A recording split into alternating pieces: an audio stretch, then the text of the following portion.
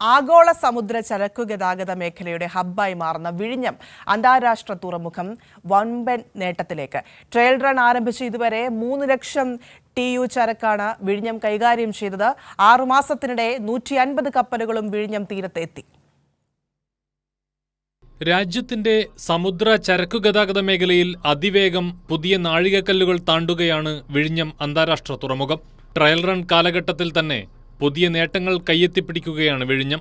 Trial run തുടങ്ങി 6 മാസത്തിനുള്ളിൽ 3 ലക്ഷം TEU ചരക്ക് കൈകാര്യം ചെയ്താണ് വിഴിഞ്ഞം പുതിയ ചരിത്രം രചിക്കുന്നത്.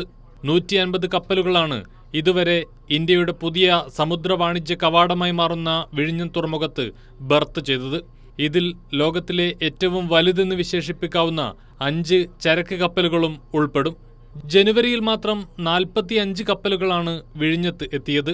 കഴിഞ്ഞ മാസം മാത്രം 85,000 TEU കണ്ടെയ്നർ നീക്കവും നടന്നു. വ്യവസായ സൗഹൃദ സംസ്ഥാനമായി മാറിയ കേരളത്തിന് വിപുലമായ സാധ്യതകളാണ് വിഴിഞ്ഞം തുറമുഖം തുറന്നിടുന്നത്. കൈരളി ന്യൂസ്, തിരുവനന്തപുരം.